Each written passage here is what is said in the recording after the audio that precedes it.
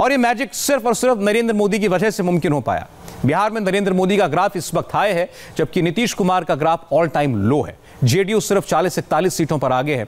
इस पर भी नीतीश कुमार अगर फिर से बिहार के मुख्यमंत्री बन सकते हैं तो ये सिर्फ और सिर्फ नरेंद्र मोदी की वजह से ही संभव हुआ। भारत का मानना है कि कनेक्टिविटी को और अधिक गहरा करने के लिए यह आवश्यक है कि एक दूसरे की संप्रभुता और टेरिटोरियल इंटीग्रिटी के सम्मान के मूल सिद्धांतों के साथ आगे बढ़ा जाए।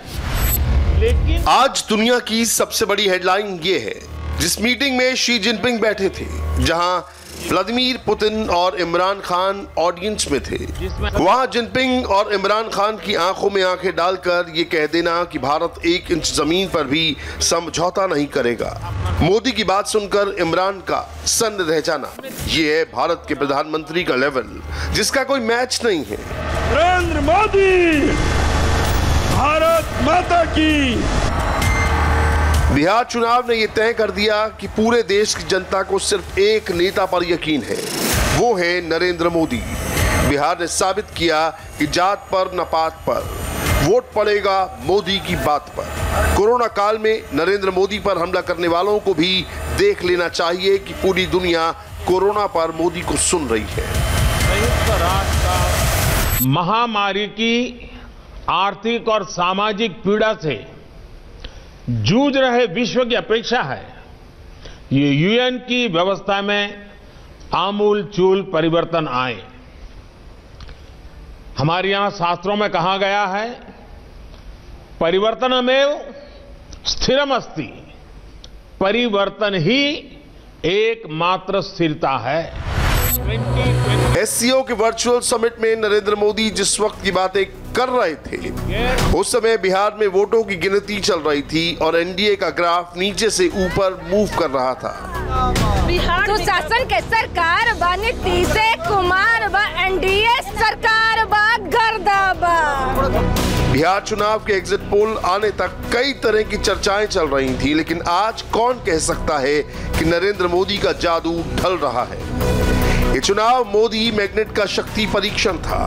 कोरोना, मंदी, बेरोजगारी और पलायन के रियल चैलेंज के बीच हुआ ये चुनाव नरेंद्र मोदी और मोदी विरोधियों के बीच एक मिनी जनमत सर्वेक्षण था। मोदी के सारे विरोधी खेमा बनाकर लड़ रहे थे, फिर भी मोदी विनर बनकर निकले।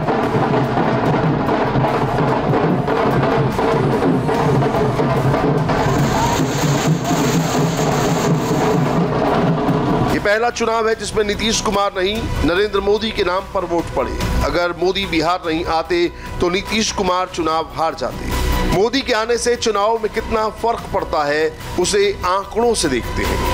पहला फेज आरजेडी के पास गया, दूसरा फेज एनडीए के नाम रहा और तीसरे फेज में एनडीए ने सरकार बनाने वाला बहुमत हासिल कर लिया। बिहार में जंगल राज नहीं, सुशासन ही चलेगा, ये नरेंद्र मोदी ने कंफर्म किया।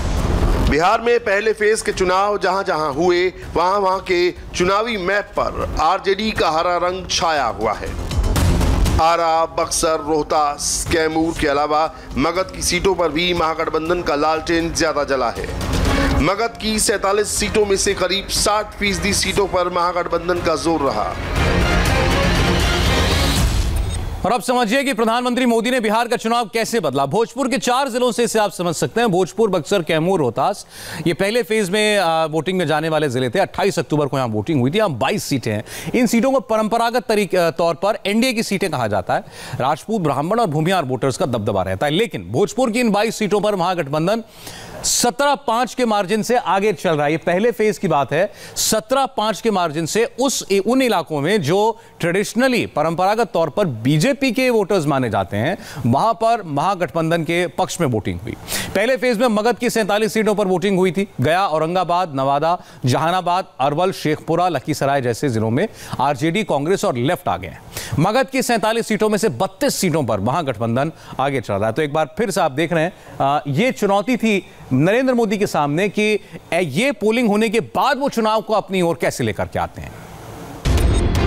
नरेंद्र मोदी का चुनावी कैंपेन दूसरे दौर से जोर पकड़ा। दूसरे दौर के पहले 2 रैलियों में ही नरेंद्र मोदी ने तेजस्वी को डिस्क्रेडिट कर दिया। दूसरे दौर के बाद बिहार में एक ही नारा चला, जंगल राज का युवराज। जंगल राज के युवराज बिहार की जनता की, और मैं मानता हूं ये जंगल राज के युवराज से बिहार की जनता पुराना ट्रैक रिकॉर्ड के आधार पर और क्या अपेक्षा कर सकती है। जंगल राज की परंपरा में सब कुछ सीखने वाले लोगों को मुझसे ज्यादा अच्छी तरह बिहार की जनता जानती है। बिहार के लोग इस प्रण के साथ आगे बढ़ रहे हैं कि कोरोना के साथ ही बिहार को नुकसान पहुंचाने वाली इन ताकतों को भी हराना है। मोदी ने चिराग पासवान पर भी अपनी लाइन एकदम क्लियर कर दी। मोदी मैदान में उतरे तो एनडीए का वोट बढ़ता गया। दूसरी ओर तीसरे दौर के रिजल्ट को अलग करके देखें तो ये बात बहुत क्लियर हो जाती है। मानो न मानो, भारत में एक ही नेता है जिसकी क्रेडिबिलिटी सबसे ज्यादा है। वोटर मानते हैं कि मोदी जो कह रहे हैं वही सही कह रहे हैं। अब दूसरे दौर से चुनाव कैसे बदलने लगा और प्रधानमंत्री ने इसे कैसे पलटा, इसे आप तिरहुत से बेहतर समझेंगे। चंपारण, शिवहर, सीतामढ़ी और मुजफ्फरपुर में 49 सीटें आती हैं। तिरहुत रीजन इसको हम कहते हैं, और ये राजपूत और वैश्य बहुल इलाके हैं। यहां पर 34 सीटों पर एनडीए को बढ़त है। स्ट्राइक रेट की बात करें तो एनडीए का स्ट्राइक रेट यहां पर 70% है। और ये सब कुछ उसके बाद शुरू हुआ जब प्रधानमंत्री नरेंद्र मोदी की रैलियां हुई और प्रधानमंत्री मोदी ने खुले तौर पर जंगल राज का जिक्र करना शुरू किया। उन्होंने ये बताना शुरू किया कि कोरोना में उनकी और नीतीश सरकार ने कैसे लोगों की मदद की है। तिरहुत के साथ साथ मिथिलांचल भी पूरी तरह भगवा रंग में रंग गया है। मिथिलांचल में 43 सीटें हैं और एनडीए यहां पर 35 सीटों पर बढ़त बनाकर रखे हुए और स्ट्राइक रेट है 81% का। जंगल राज का युवराज बिहार चुनाव का टर्निंग पॉइंट साबित हुआ। बिहार में नरेंद्र मोदी ने कुल 12 रैलियां की। चंपारण के बगहा और मोतिहारी में मोदी ने 2 रैलियां की तो वहां से महागठबंधन साफ हो गया। मिथिलांचल के दरभंगा और समस्तीपुर में भी मोदी ने 2 रैलियां की तो वहां भी लालटेन बुझ गया। बिहार में पहली बार बीजेपी नंबर 1 पार्टी बनी। बीजेपी 110 सीटों पर लड़ी, जिस पर उसका स्ट्राइक रेट करीब 70% रहा। आरजेडी के साथ 61 सीटों पर बीजेपी की डायरेक्ट फाइट हुई, जिसमें बीजेपी का स्ट्राइक रेट 55% से अधिक रहा। कांग्रेस के साथ 37 सीटों पर बीजेपी का सीधा मुकाबला हुआ। वहां बीजेपी का स्ट्राइक रेट 75% का रहा। काउंटिंग डेटा के मुताबिक एलजेपी का फैक्टर नहीं होता तो एनडीए 2/3 बहुमत के साथ बिहार की सत्ता पर काबिज होती। एलजेपी ने नीतीश का दिया बुझाने के लिए अपना चिराग भी बुझा लिया। स्ट्राइक रेट के मामले में सिर्फ सीपीआई लिबरेशन ही बीजेपी का मुकाबला कर पा रही है। सीपीआई लिबरेशन 19 सीटों पर लड़ी, 12 सीटों पर आगे रही। स्ट्राइक रेट रहा 63%। आरजेडी की दूसरी पार्टनर कांग्रेस सबसे फिसड्डी रही। 70 सीटों पर लड़ने वाली कांग्रेस मुश्किल से 20 सीटों पर आगे रही। Strike rate 28%। इन चुनावों के बाद राहुल गांधी को अपनी पॉलिटिक्स के बारे में सोचना होगा, वरना कांग्रेस को राहुल के बारे में फैसला लेना होगा। आज नरेंद्र मोदी देश के एकमात्र ऐसे नेता हैं जो अगड़े और पिछड़े सबके नेता हैं। लालू के परिवारवाद पर मोदी ने एक लाइन बोली तो बिहार ने लालू परिवार को झटका दे दिया। 2020 के इन चुनावों के बाद कहा जा सकता है कि आज बिहार का कोई वोट बैंक किसी परिवार का वोट बैंक नहीं है। सबसे बड़ा vote bank Modi vote bank है, जिसे किसी भी कैलकुलेटर से नहीं नापा जा सकता। ये वोट बैंक सिर्फ मोदी के कहने पर वोट डालता है। ब्राह्मण, भूमिहार, राजपूत, बनिया और पिछड़े वोट परंपरागत रूप से बीजेपी के माने जाते हैं, लेकिन मोदी वोट बैंक किसी जाति के बंधन में नहीं बंधा है। मोदी के वोटर मर्द भी हैं, औरत भी, यूथ भी और बुजुर्ग भी।